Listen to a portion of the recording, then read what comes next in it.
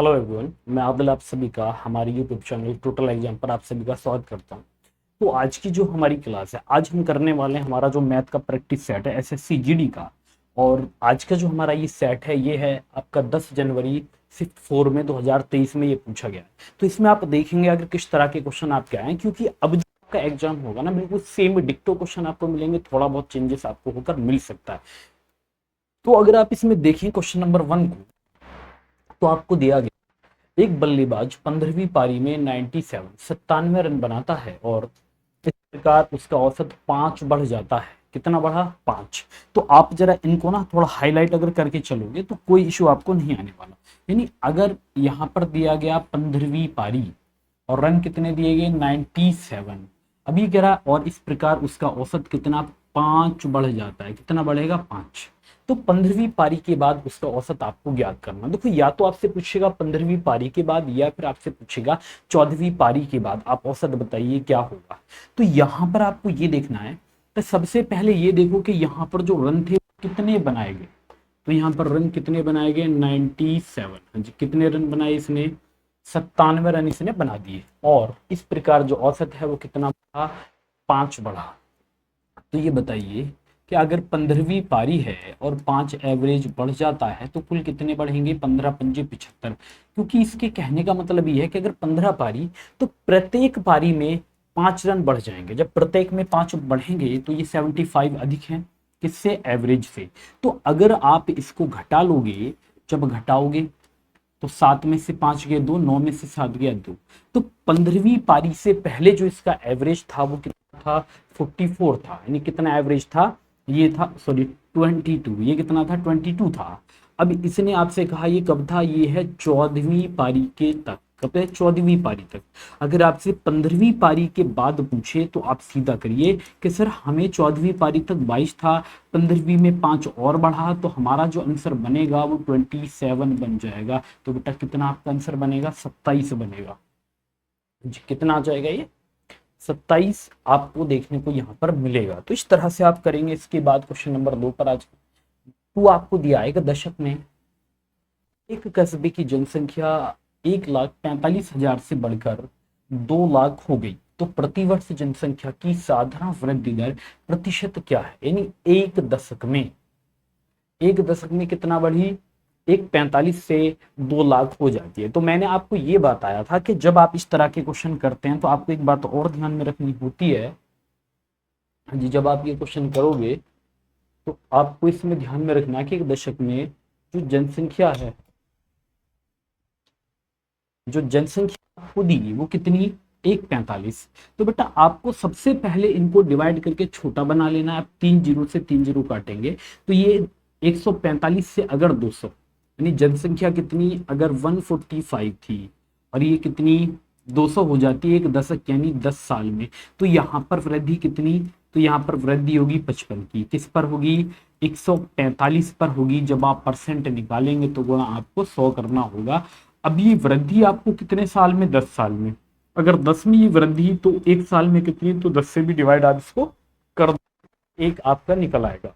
अब यहाँ पर आपने क्या किया कि जीरो से जीरो काटी, फिर 5 से डिवाइड किया, 5 दूनी 10 और 5 ने 45 आ जाएंगे। फिर 5 से 1 कटा 11 बार, तो ये कितना आएगा? 110/29 यानी 29 ये आ जाएगा। 110/29।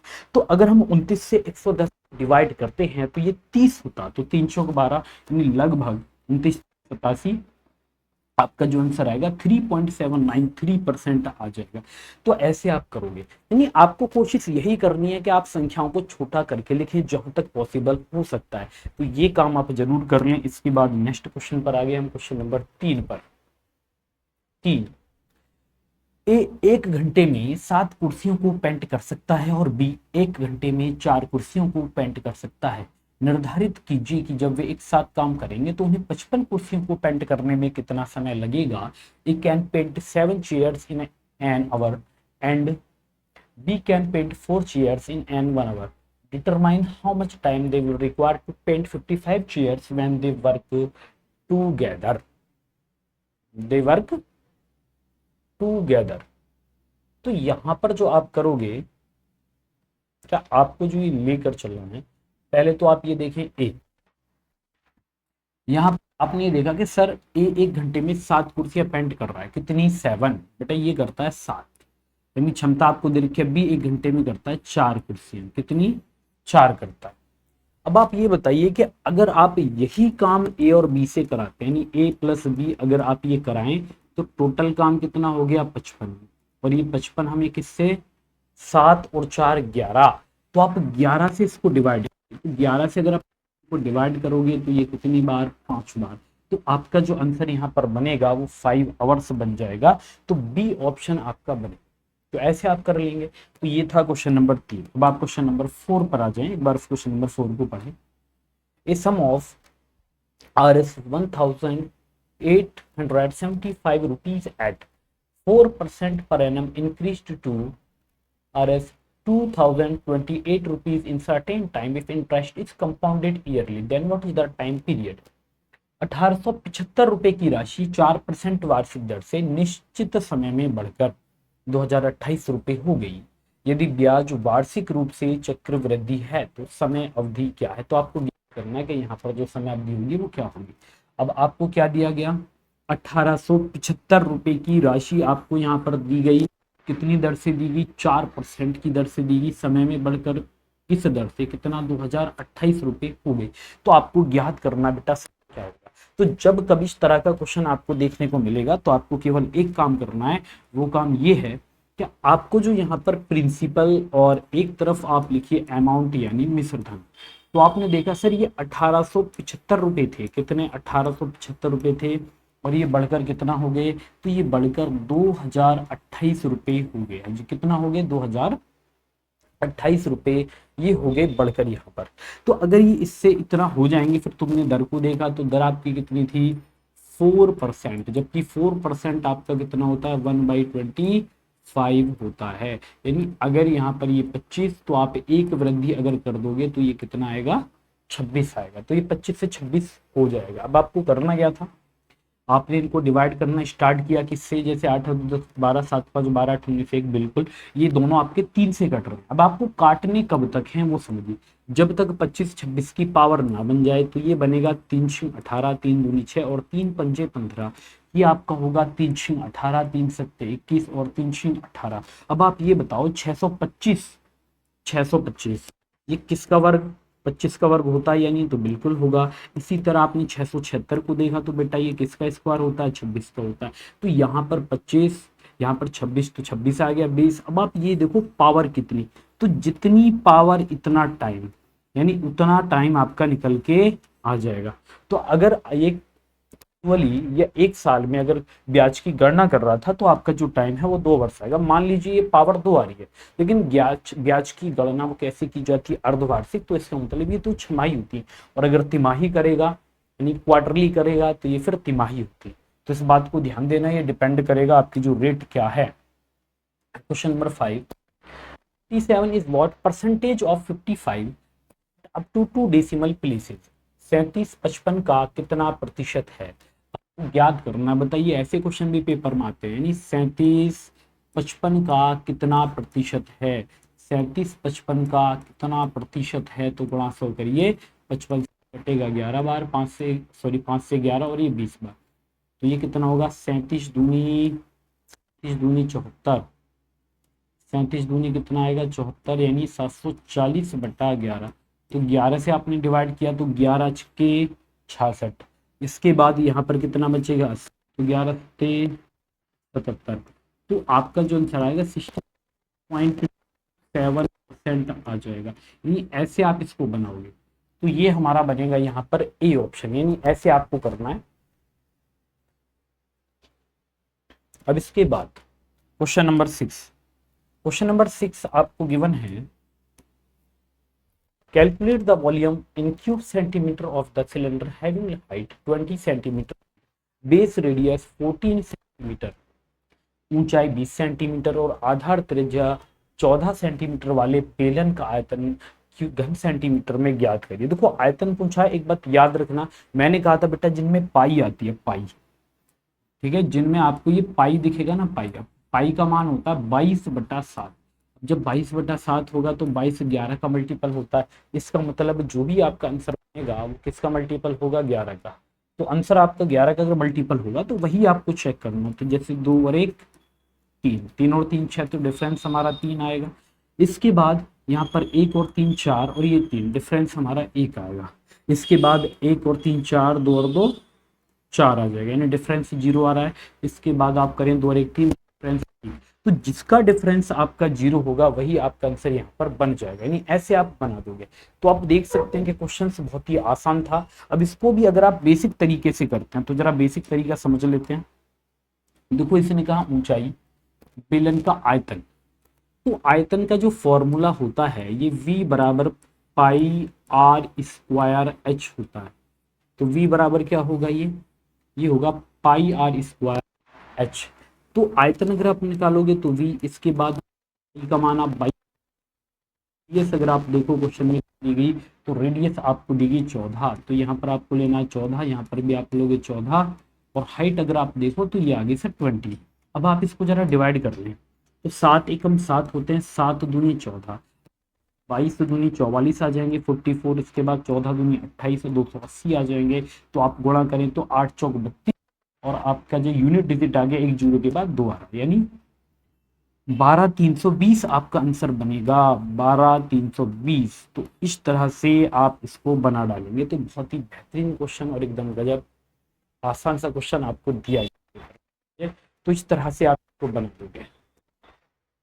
तो चलिए इसके बाद क्वेश्चन नंबर 7 पर आ जाइए। तो हमें दिया गया the current population of a city is 1,25,000। If the population growth of percent per what will be the population the city after 3। एक शहर की सामान्य जनसंख्या 1,25,000 है।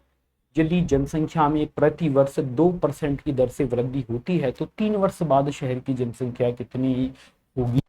अब आपको बेटा यहाँ पर केवल एक काम करना है और उसे आपने कर दिया, आपका आंसर आ जाएगा। सबसे पहले तो ये देख लो कि सर हमें जो दिया है शहर की जो जनसंख्या दे रखी है वो 1,25,000 दी गई, कितनी 125 आपको गिवन है।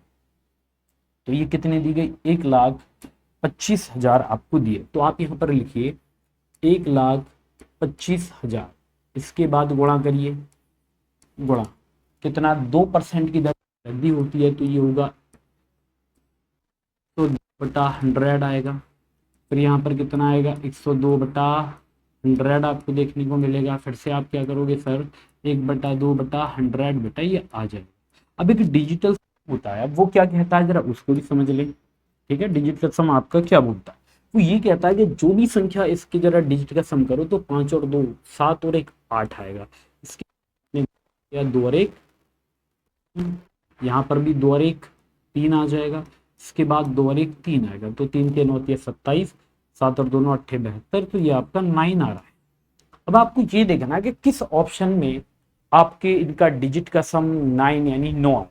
देख लीजिए अगर आ जाए तो यहाँ पर आपने देखा सर 2 और 1 3 और 5 8 और 3 11 और 3 14 1 15, तो 15 में 5 और 1 6 होगा ये।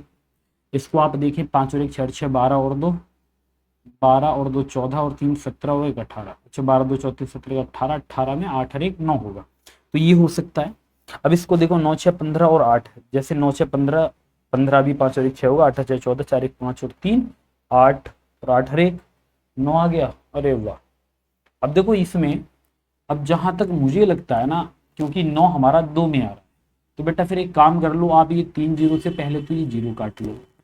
फिर तुम क्या करोगे भैया 25 से तुमने 25 पंजे 125 किया, फिर 25 चौका तुमने 100 कर दिया। फिर तुमने यहाँ पर 5 एकम 5 करके 5 दूनी 10 कर दिया। फिर 2 एकम 2 2 एकम 2, यानी ये कितना आ गया आपका 51 आ गया। ये भी कितना आ गया 51 आ गया। ये भी कितना आ गया बेटा 51 आ गया। तो 51, यानी आपका जो इकाई अंक आएगा ना वो 1 आएगा, यानी बी ऑप्शन आपका आंसर बनेगा। तो ये था। या फिर आप ये करते, क्योंकि डिजिटल सम यहाँ पर 2 ऑप्शन बन गए तो इसलिए नहीं काम कर रहा था। अब देखो जैसे आपको दिया 2%, तो 50 है, तो हम ये कहेंगे सर अगर ये 50 है, ये कितना बेटा 50, तो ये कितना हो जाता है 51 हो जाता है। कितना 51, 50 से 51 होगा। ये अगर 51, तो यहाँ पर आपको क्या करना है, ये 50 कितनी बार 51 का रेशियो 3 साल का टाइम, तो आप 3 बार लेंगे तो ये 50 और ये 51 आपको यहाँ पर लेना होगा। तो जब आप इनकी गुणा करोगे तो ये कितना आएगा 125, उसके बाद 000 आ जाएंगी, और जब आप इनकी गुणा करोगे तीनों की तो ये आएगा 132651। तो ये आपका आंसर यहाँ पर आ जाएगा। Question number 8, the market price of A washing machine is 23,500 rupees and the shopkeeper sold it for 20,915. What is the percentage of discount shopkeeper?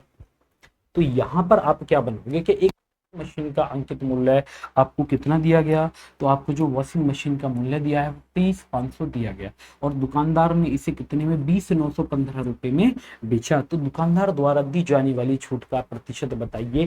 बेटा आप यहाँ पर देखो 23,500 की वस्तु 20,915 में अगर बेची गई तो कितना डिस्काउंट दिया गया। तो आप कहोगे सर यहाँ पर अगर हम डिस्काउंट परसेंट निकालते हैं तो बटे में हमें लेना होता है भाई क्या, एमपी लेंगे, जो कि कितना 23,500 आपको दिया गया। कितना दिया गया 23 तो आपको ये दिया। अभी कितना 10 में से 5 घटाएंगे तो आप ये 5 आ जाएगा। उसके बाद अगर आप यहाँ 9 में से 1 घटाएंगे तो ये 8 आ जाएगा। तो आप 8 में से 9 में से घटाएंगे 8, 14 में से 9 घटाएंगे तो ये कितना 14 में से 9 घटाएंगे तो 5 आएगा, और यहाँ पर 2 में से 0 घटाएंगे तो ये 2 आएगा। परसेंट आप निकालोगे तो वहां आपको 100 करना होगा। तो यहाँ पर 2 0 से 2 0 काट देंगे, अभी होगा 5 चौक 20 और 5 सत्ते 35। इसके बाद ये बनेगा भाई 5 25, 5 एकम 5 और 5 सत्ते 35।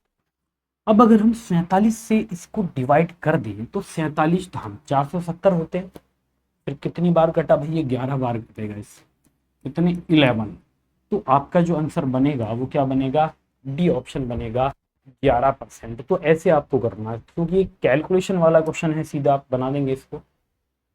अब question number 9, a dealer profits to sell his goods at a loss of 16% but weights 750 gram in place of a 1 kg weight, find his total profit percentage. एक व्यापारी अपने सामान को 16% की हानि पर बेचने का दावा करता है, लेकिन वह 1 किलोग्राम वजन के स्थान पर 750 ग्राम वजन को तोलता है, तो उसका कुल लाभ प्रतिशत आपको ज्ञात करना। एक व्यापारी क्या करता है, अपने सामान को 16% की हानि पर बेचने का दावा करता है, लेकिन वह 1 kg के स्थान पर 750 ग्राम वजन को तोलता है, तो उसका कुल लाभ प्रतिशत आपको ज्ञात करना है।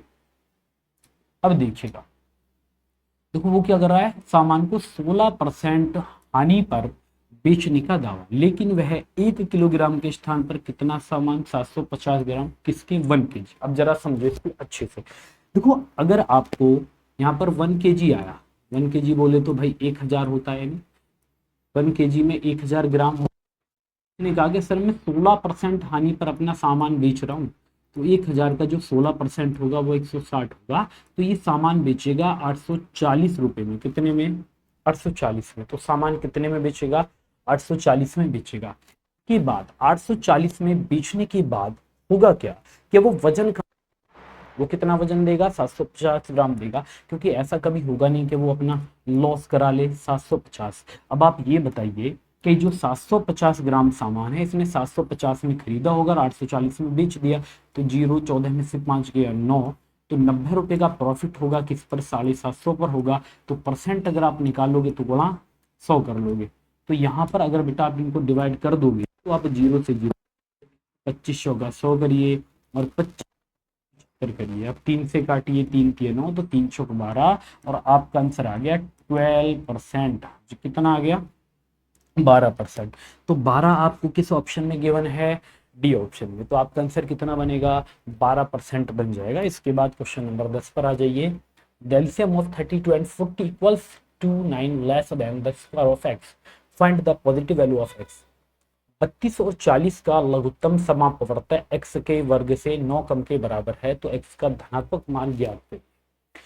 हमें क्या करना है, देखो यहाँ पर 32 और 40 का जो एलसीएम है वो x के वर्ग के बराबर। तो पहले आप 32 और 40 का एलसीएम लेंगे, तो आपको पहला काम यही करना है कि सर यहाँ पर जो हमारा एलसीएम आ जाएगा 32, 32 और 40, तो 32 से 40 का अगर आप LCM लेंगे तो ये कितना आना चाहिए, 160 आएगा। जी कितना आना चाहिए, हाँ 4 चौक 16 होते हैं भाई, 160 तो नहीं आएगा। कौन सा सस्ता नशा कर लिया भाई।